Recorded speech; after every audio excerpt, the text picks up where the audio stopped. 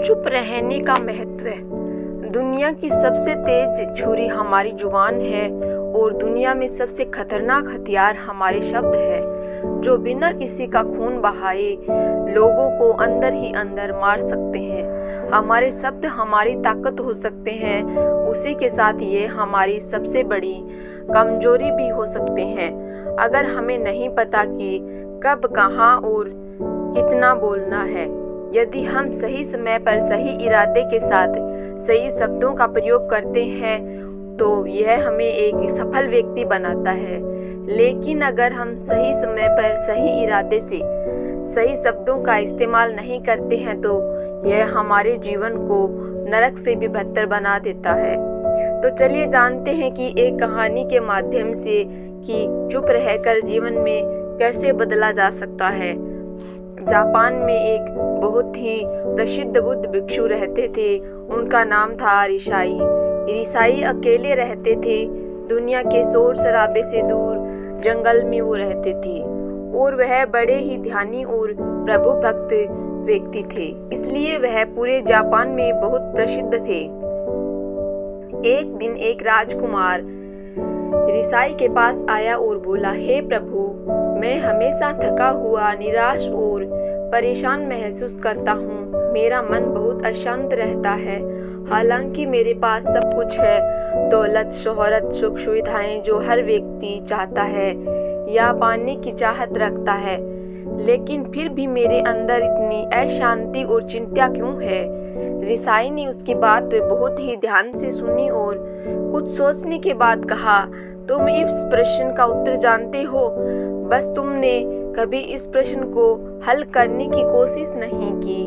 रिसाई ने आगे कहा, मैं एक खोज करना चाहता हूँ, क्या तुम मेरा साथ उसमें दोगे? इस खोज के बाद तुम्हारे जीवन में किसी भी तरह की अशांति, चिंता नहीं रहेगी। यह बात सुनकर राजकुमार बहुत खुश हुआ। उसने रिसाई से कहा, बताइए मुझे क्या करना होगा? अपने मन के शांति के लिए मैं कुछ भी करने को तैयार हूँ। राजकुमार की बात सुनकर रिसाई ने कहा, तो फिर अगले 15 दिन तक मेरे आश्रम में रहोगे और एक सन्यास व्यक्ति की तरह अपना जीवन व्यतीत करोगे और इन 15 दिनों में तुम अकेले और चुपचाप रहोगे, जितना हो सके कम बोलोगे। राजकुमार सहमत हो गया। पहले दिन राजकुमार को लगा कि उसका मन सामान्य से अधिक अशांत और विचलित है। उसके मन में तरह तरह के विचार आ रहे थे और वह आम लोगों की तरह जीवन जीने में असहज महसूस कर रहा था और उसे अंदर से बोलने की चाहत हो रही थी, लेकिन वह चुपचाप रहा। उसके मुंह में एक शब्द भी नहीं निकला। अगले दिन वह वैसे ही पूरा दिन चुपचाप बैठा रहा। अगले 2-3 दिन बस वह चुपचाप बैठकर रहता, लेकिन रात को होते ही उसे अंदर ही अंदर शांति का अनुभव होने लगा। उसके लिए यह अनुभव अजीब था। वह खुद से पूछ रहा था कि अंदर ही अंदर इतना खुश क्यों है। अगले दिन राजकुमार अकेला चुपचाप बैठा रहा और वह प्रकृति को निहारने लगा। वह पौधों, पक्षियों, फूलों, आकाश में उड़ रहे पक्षियों को देख रहा था।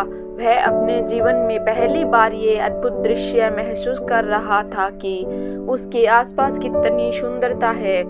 अब वह दिन भर प्रकृति की सुंदरता को निहारा करता और ताजगी महसूस करने में लगा रहता था। इसी तरह 10 दिन बीत गए थे और उसके मन की सारी बेचैनी, सारी हलचल, सभी तरह के तनाव गायब हो गए।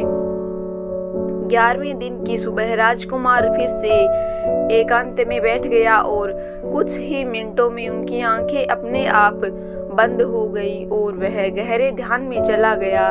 वह पूरे दिन वहीं पर ध्यान लगा के बैठा रहा और गहरे ध्यान में डूबा रहा। ना कोई शब्द, ना कोई चिंता, ना कोई भीतर से असीम शांति और आनंद से भरपूर भर गया। राजकुमार अपने बाकी के 4 दिन इसी तरह व्यतीत करने के बाद रिसाई के पास गया और उन्हें प्रणाम किया और बोला, हे भिक्षु महाराज, मुझे उत्तर मिल गया है कि मेरे में इतनी उथल पुथल और चिंता क्यों है। मैं जान गया कि मेरा मन इतना अशांत और विचलित क्यों था। रिसाई ने मुस्कुराते हुए कहा, बताओ क्या उत्तर मिला तुम्हें? राजकुमार ने कहा, मैं जरूरत से ज्यादा बातें करता था। मैं किसी पर भी अपने शब्द और ऊर्जा व्यर्थ करता था। मैं दिन भर अपने लोगों से फालतू बातें करता और अकेले में उन्हीं लोगों के बारे में सोचता रहता था। ज़्यादातर समय नेगेटिव बातों को सोचता रहता और इस तरह से मैं अपना समय बर्बाद कर देता। ज़्यादा बोलने और नेगेटिव सोचने से मेरा मन अशांत और बेचैन हो गया था। इसी वजह से किसी काम को ठीक से नहीं कर पा रहा था, जिसकी वजह से मैं हर काम में असफल होने लगा और फिर इन्हीं लगातार मिलने वाली असफलताओं की वजह से ही मैं उदास और चिड़चिड़ा हो गया। इन्हीं सभी चीज़ों की वजह से मेरा जीवन बर्बाद हो गया था और यहाँ पर 15 दिन में मेरे लिए पूरी तरह से अलग हो गए। मुझे कुछ ही एहसास यहाँ पर हो रहा था। अब मुझे ऐसा लग रहा है कि मैं अपना जीवन पूरी तरह से जी रहा हूँ, लेकिन इसके पहले मैं अपना जीवन गलत तरीके से जी रहा था।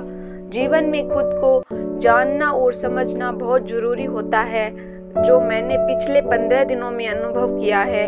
राजकुमार की सारी बातें सुनने के बाद रिसाई ने कहा, सिर्फ तुम ही नहीं, दुनिया में ज़्यादातर लोग ज़रूरत से अधिक बोलते हैं। आज भी लोग ज़्यादातर समय केवल दूसरों को नीचा दिखाने में बर्बाद कर देते हैं।